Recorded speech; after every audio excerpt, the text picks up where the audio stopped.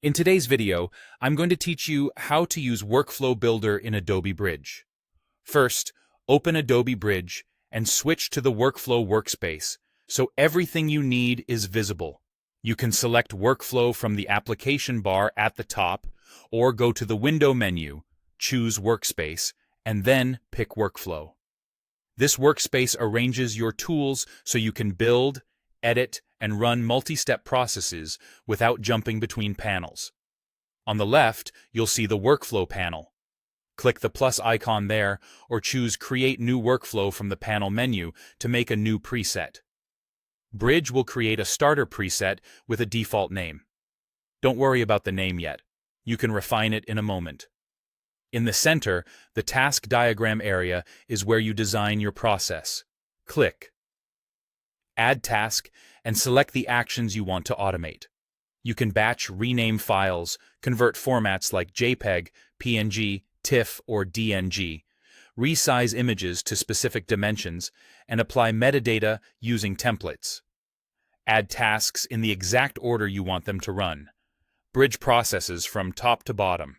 For example, many users rename first, convert, or resize next, and then apply metadata at the end. Think of it like building a small assembly line tailored to your needs. On the right, the Workflow Details panel holds all the controls. Start by giving your preset a clear, descriptive name so you can find it later. Under Save To, choose whether the processed files should stay in the original folder or be written to a specific folder. Using a specific folder is a great way to keep your originals separate from exports. For file name conflicts, decide whether Bridge should overwrite existing files, skip them, or create unique names. Creating unique names is the safest choice when you're testing. Now, fine-tune each task.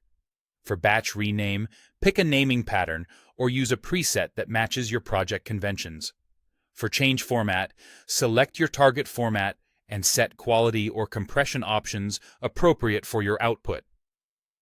For resize to, define the dimensions or edge constraints you need, such as a maximum long edge for web images.